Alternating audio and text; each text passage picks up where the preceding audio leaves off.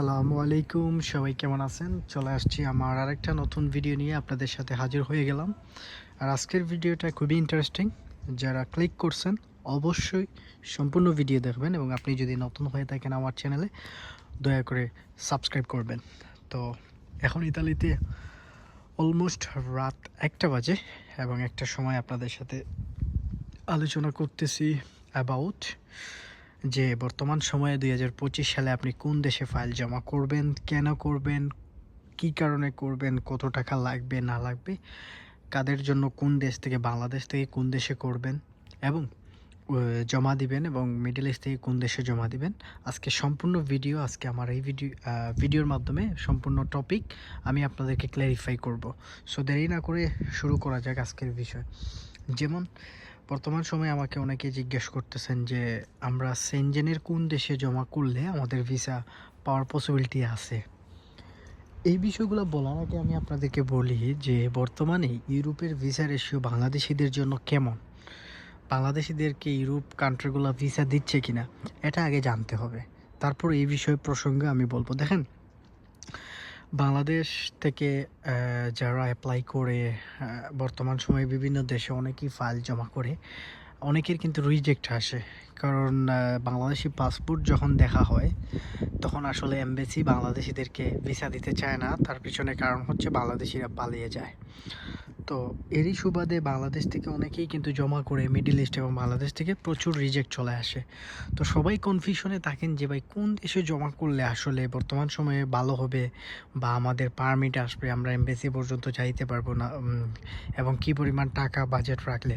তো প্রথমে আমি আপনাদেরকে সেনজেনের বিষয়গুলো বলবো, কেন জমা দিবেন, কী কারণে জমা দিবেন, কত টাকা লাগতে পারে এটা ক্ল্যারিফাই করব। আপনি যদি বাংলাদেশ থেকে সেনজেনের জন্য ট্রাই করতে চান তাহলে আপনি বুলগেরিয়াকে প্রথম অবস্থাতে আমি প্রথমে এগিয়ে রাখবো। ফার্স্ট অফ অল আপনি বুলগেরিয়াকে চুজ করতে পারেন, কারণ আপনারা সবাই জানেন যে বুলগেরিয়াতে যদি কেউ ফাইল জমা করে এবং সে যদি এমবেসি পর্যন্ত যাইতে পারে তাহলে তার মোটামুটি একটা যে ভিসা পাওয়ার পসিবিলিটি থাকতে পারে, মানে অন্যান্য দেশের তুলনায়। এর পিছনে কারণ হচ্ছে বুলগেরিয়ার ভিসা রেশিও বাংলাদেশিদের জন্য আগেও ভালো ছিল, স্টিল নাও অনেক ভালো। সো আপনারা যারা বুলগেরিয়ার জন্য ট্রাই করতে পারবেন বাংলাদেশ থেকে, তারা বুলগেরিয়াতে জমা দিয়ে দেন এই ২০২৫ সালে। এখনই আপনি জমা দিয়ে দিতে পারেন, অথবা আপনি আরও কিছুদিন ওয়েট করে তারপর জমা দিয়ে দিতে পারেন। তবে বুলগেরিয়ার জন্য আপনাকে যেতে হবে ইন্ডিয়া। বাংলাদেশ থেকে কোনো ধরনের প্রসেস হবে না। ওই দিন ৪ থেকে ৫ জন আমাকে ইনবক্স করছেন যে দালাল বলতেছে বাংলাদেশ থেকে হতে পারে আবার নাও হতে পারে, এটা কি পসিবল কিনা। বাংলাদেশ থেকে হবে না, ইন্ডিয়া যাইতে হবে। ১০ লাখ টাকার মতো বাজেট রাখবেন। সো ফার্স্ট অফ অল আপনি বুলগেরিয়াকে চুজ করতে পারেন বর্তমান সময়ে ২০২৫-এ সেনজেনের জন্য। তারপর হচ্ছে গিয়ে আপনি রোমানিয়াকে চুজ করতে পারেন বাংলাদেশ থেকে। রোমানিয়াও কিন্তু দেশ হিসাবে অনেক ভালো এবং বাংলাদেশের প্রচুর সংখ্যক মানুষ কিন্তু আগে একটা সময় রোমানিয়াতে গেছে, স্টিল নাও মানুষ রোমানিয়ার জন্য ফাইল জমা করতেছে। So there is lot of opportunity for Bangladeshi. আপনি যদি ভালো মাধ্যম পান তাহলে আপনি ট্রাই করে নিতে পারেন রোমানিয়ার জন্য। তো আশা করি এই জিনিসটা বুঝতে পারছেন যারা আমাকে এটা নিয়ে কোয়েশ্চেন করছেন। আপনি রোমানিয়ার জন্য আপনি আগাতে পারেন। আমি আবারও বলছি, আপনি রোমানিয়ার জন্য আগাতে পারেন। আপনি ভালো মাধ্যম পাইলে আপনি রোমানিয়াতে ফাইল জমা করে ফেলতে পারেন এই ২০২৫ সালে। কিন্তু রোমানিয়ার জন্য আপনাকে ১১ থেকে ১২ লাখ টাকা বাজেট রাখতে হবে এবং আপনাকে ইন্ডিয়া যাইতে হবে। ইন্ডিয়া ছাড়া রোমানিয়ার জন্য অন্য কোনো দেশে আপনি এমবেসি ফেস করতে পারবেন না। তো যারা আপনারা যেসব দালালের মাধ্যমে বা এজেন্সির মাধ্যমে আপনি যদি জমা করেন তাহলে ইন্ডিয়ার ভিসার ব্যাপারে তারা আপনাকে সর্বোচ্চ হেল্প করবে। তো আশা করি আপনি আনসার পেয়ে গেছেন যারা আমাকে এটা নিয়ে কোয়েশন করছিলেন। তারপর হচ্ছে থার্ড হচ্ছে গিয়ে আপনি পর্তুগালকে চুজ করতে পারেন। পর্তুগাল ৩ নম্বরে রাখছি কারণ বাংলাদেশে সবার এত টাকা নাই। তবে আপনার যদি প্রায় ২০ লাখ ২২ লাখ টাকার মতো টাকা থাকে তাহলে আপনি পর্তুগালকে চুজ করতে পারেন বর্তমান সময়ে ২০২৫-এ। এবং স্টিল নাও অনেকেই পর্তুগালের অ্যাপয়েন্টমেন্ট ডেট পাচ্ছে, পর্তুগালে যাচ্ছে, ভিসা হচ্ছে। তো আপনারা চাইলে পর্তুগালকে বর্তমান সময়ে পর্তুগালের জন্য আগাতে পারেন যদি আপনার টাকা পয়সা থাকে। কারণ পর্তুগাল হচ্ছে এক্সপেন্সিভ একটা কান্ট্রি। বাংলাদেশ থেকে যদি আপনি জমা দিতে চান প্রায় ২০ থেকে ২২ লাখ টাকা আপনার লাগবে। সো পর্তুগালকে আমি ৩ নম্বরে রাখছি কারণ হচ্ছে যে আপনার সবার তো আর এত টাকা থাকে না। বুলগেরিয়া রোমানিয়া এবং পর্তুগাল, এই 3টা কান্ট্রি আপনি ট্রাই করেন, ভালো মাধ্যম ধরে আপনি সাকসেস হইতে পারবেন বাংলাদেশ থেকে। এখন তারপরেও আমি আসলে 100% গ্রান্টেড দিচ্ছি না যে আপনি সাকসেস হবেন, কারণ পরবর্তীতে আপনি যদি ফাইল দিয়ে ভিসা না হয় আপনি আমাকে গালি দিতে পারেন। তবে অন্যান্য দেশের তুলনায় লাইক চেক রিপাবলিক, পোল্যান্ড, তারপর হচ্ছে রোমানিয়া, ক্রোয়েশিয়া, হাঙ্গেরি, এইসব দেশের থেকে বর্তমান সময়ে এগুলো ভালো। করো হাঙ্গেরি, ক্রোয়েশিয়ার ভিসা বন্ধ বাংলাদেশিদের জন্য, ভিসা দিচ্ছে না, অ্যাপয়েন্টমেন্ট ডেট দিচ্ছে না, ক্রোয়েশিয়ার পারমিট টারমিট এগুলো ইস্যু হচ্ছে না। সো এগুলো ইগনোর করে আপনি এই 3টা কান্ট্রিকে আগে মানে এগিয়ে রাখছি এবং এই 3টা কান্ট্রিতে আপনি জমা দিতে পারেন। এখন আসেন নন সেনজেন কান্ট্রি, বাংলাদেশ থেকে এবং মিডল ইস্ট থেকে আপনি সেনজেনের জন্য ঠিক আপনি দুবাই, সৌদি আরব, তারপর হচ্ছে গিয়ে কাতার, বাহরাইন, যে দেশ থেকে আসেন এই 3টা কান্ট্রিতেও আপনারা ট্রাই করতে পারেন। বুলগেরিয়া, রোমানিয়া এবং আপনার পর্তুগাল, এগুলো কিন্তু ট্রাই করতে পারেন। এবং অনেকেই কিন্তু মিডল ইস্ট থেকে পর্তুগালে ঢুকতেছে, স্টিল নাও অনেকেই রোমানিয়াতে ঢুকতেছে। তো যারা মিডল ইস্টে আছেন তারাও এই 3টা কান্ট্রির জন্য ট্রাই করতে পারেন। তবে আপনি যদি সৌদি আরবে থাকেন তাহলে আপনি স্লোভাকিয়ার জন্য ট্রাই করতে পারেন। তো গেল এই বিষয়গুলো। এখন আসেন নন সেনজেন দেশ। নন সেনজেন আপনি কোন দেশে ট্রাই করতে পারেন? নন সেনজেন কান্ট্রির জন্য আপনি সার্বিয়াকে ট্রাই করতে পারেন। বর্তমানে সার্বিয়াতে যেরকম রিজেক্টও আসে অ্যাপ্রুভাল, ঠিক একই রকমভাবে অ্যাপ্রুভালও আসে। তো আপনি সার্বিয়াতে আপনি জমা করতে পারেন বর্তমান সময়ে। বাংলাদেশি অনেকেরই আছে বর্তমানে সার্বিয়াতে ভিসা হচ্ছে এবং অনেকেই অ্যাপ্রুভাল পাচ্ছে, অনেকের পাসপোর্ট ইন্ডিয়াতে যাচ্ছে।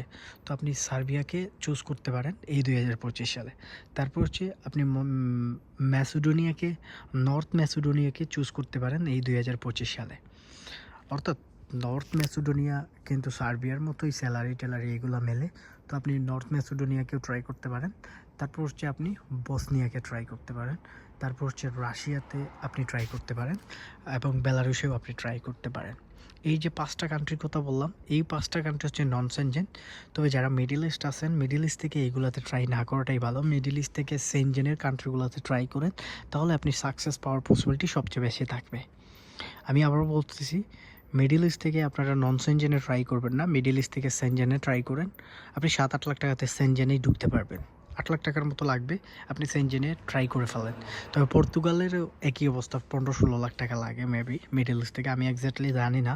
তবে কেউ যদি এই মিডল ইস্ট থেকে কেউ যদি আমার এই ভিডিওটা দেখেন, তাহলে পর্তুগালের দালালরা কত টাকা চায় মিডল ইস্ট থেকে সেটা কমেন্ট বক্সে কমেন্ট করে ফেলবেন, যাতে করে আমিও জেনে যাই আর কি। তো আবারও রিকোয়েস্ট করবো যে আপনারা যদি আমার চ্যানেলে নতুন হন, দয়া করে সাবস্ক্রাইব করবেন। আমি মাঝে মধ্যে লাইভে আসি, তো আপনারা আমি লাইভে আসলে আপনি যে কোনো ধরনের প্রশ্ন আমাকে করতে পারবেন। তারপর হচ্ছে বেলারুশ, রাশিয়া, এই দেশগুলো আসলে ইনকামের জন্য না, তবে যারা গেমের প্ল্যানিং আছে তারা গেম দেওয়ার জন্য এই কান্ট্রিগুলোকে চুজ করতে পারেন।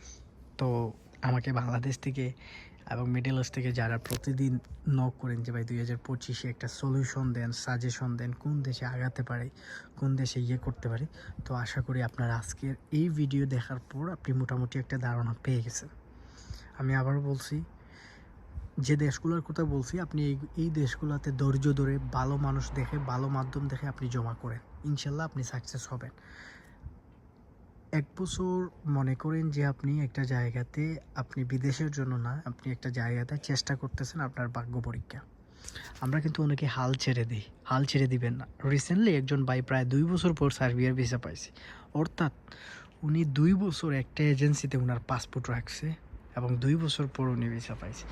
এবং আপনারা অনেকে মনে করেন যে সার্বিয়ার ভিসা হচ্ছে না, কিন্তু আমার কাছে আপনারা যদি কেউ প্রমাণ চান, আমাকে কিন্তু এখনও একজন সার্বিয়া থেকে আমাকে নক দেয় যে ভাই আমার ইতালিতে কেউ নাই, আমি আসতে চাই ইতালিতে, আমাকে কি আপনি একটু কাজের ব্যবস্থা করে দিতে পারবেন? তো তারা এখানে প্রায় 16-17 জন আছে, বুঝতে পারতেছেন? তো এ থেকে বোঝা যায় যে টুকটাক অনেকেরই ভিসা হচ্ছে, অনেকে হচ্ছে। তো আশা করি এই জিনিসটা বুঝতে পারছেন যারা আমাকে এটা নিয়ে কোয়েশ্চন করছিলেন। সার্বিয়াতে কিন্তু অ্যাপ্রুভাল আসার পর অনেকেরই স্টিকার ভিসা লাগতেছে, তো আপনি সার্বিয়াকে চুজ করতে পারেন। যাদের টাকা পয়সার একটু সমস্যা আছে তাদের জন্য সার্বিয়া হতে পারে ওয়ান অফ দ্য বেস্ট 2025 সালে। আবারও বলি, সার্বিয়া, বসনিয়া, ম্যাসেডোনিয়া, বেলারুশ এবং রাশিয়া, এই কান্ট্রিগুলোকে নন সেনজেন হিসাবে, আপনার যদি টাকার প্রবলেম থাকে 7 থেকে 8 লাখ টাকার ভিতরে এই কান্ট্রিগুলোতে ফাইল জমা করে ফেলেন।